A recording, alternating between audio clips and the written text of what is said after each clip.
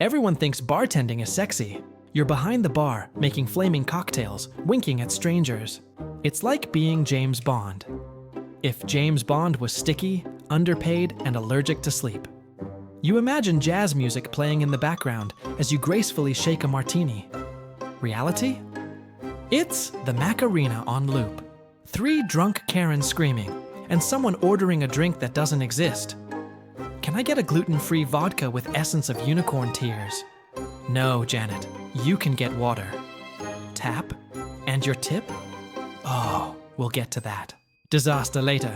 But first, let's talk about the training. It lasts 5 minutes and consists of someone shouting, "Figure it out!"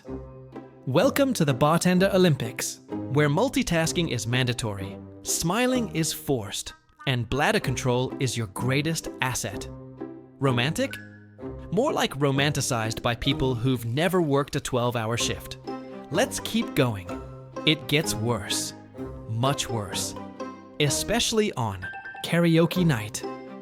People love fancy drinks until they see a menu with more than 4 ingredients. Suddenly, everyone becomes a mixology professor. I want a mojito, but without mint. And instead of rum, can I get tequila? Sure. And while we're at it, I'll perform open heart surgery behind the bar. You know how to make a whiskey sour? I do. But Becky wants it less sour, more pink, and in a mason jar shaped like a llama. And when you don't have it, they look at you like you've just insulted their grandmother. Customers assume you're a genie, therapist, barista, chef, and magician. You're not. You're a human duct taped together with caffeine and trauma.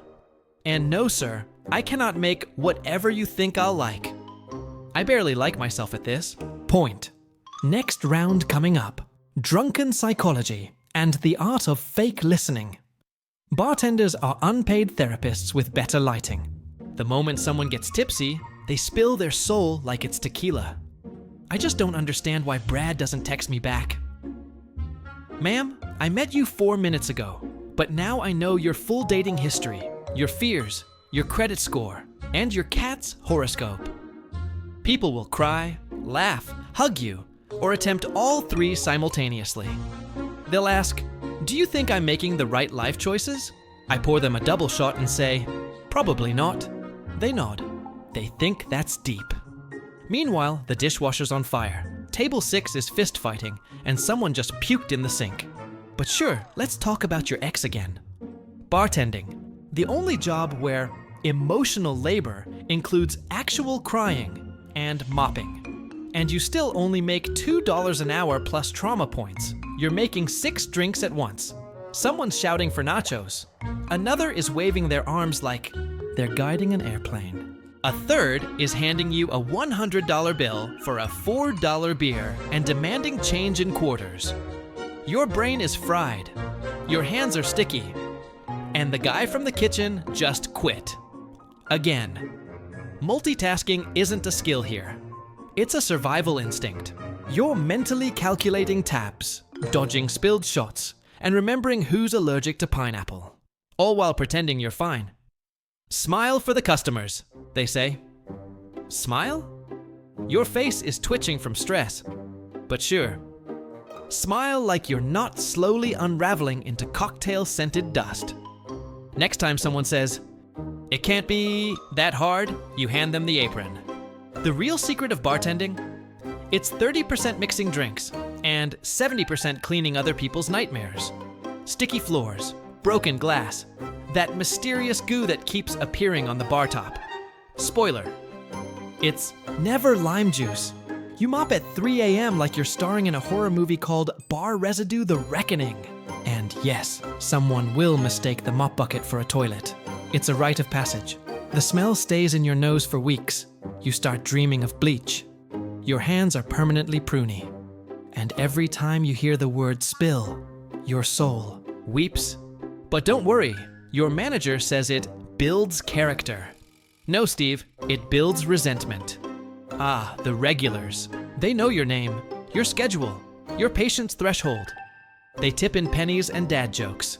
And they all have nicknames, ones you made up out of pure survival. There's Creepy Carl, who flirts with every bottle of gin. Tragic Tina, who turns every happy hour into a therapy hour. And Larry the Lingerer, who drinks water just to stay past closing. They tell you the same story every night, slightly more slurred. You nod, you pour, you die a little inside. But if you forget their drink order, they act like you've committed high treason.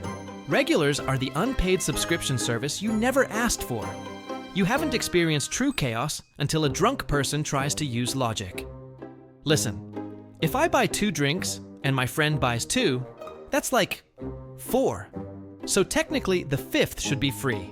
Sir, this is not a loyalty card. Then they argue with the cash register. I'm not paying $14 for this beer. I paid $12 last week. Yes, inflation hit the IPA too. They tried to pay with expired coupons, foreign currency, or hugs. One guy tried trading a belt.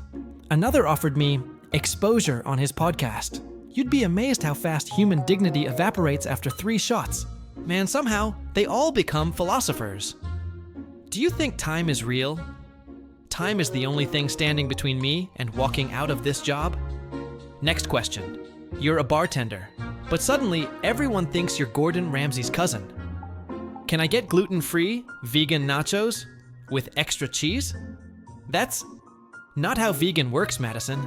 And if the food takes more than 10 minutes, they look at you like you personally went to the farm to milk the almonds. Meanwhile, the kitchen is on fire. Literally. Someone left a quesadilla in the toaster oven again. You relay the message. Sorry, we're out of wings. They gasp like you've told them their dog died.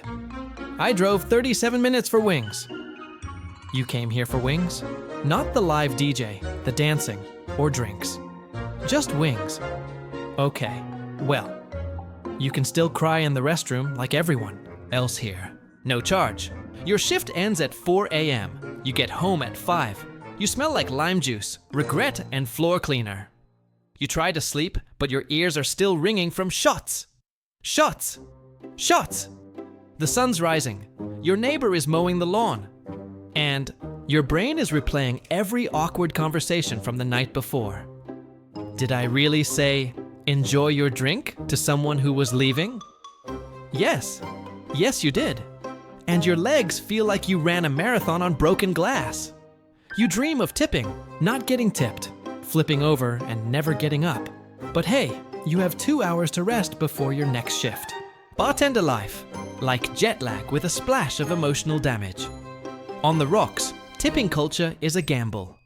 Sometimes you get 20%. Sometimes you get a Bible verse and a gum wrapper.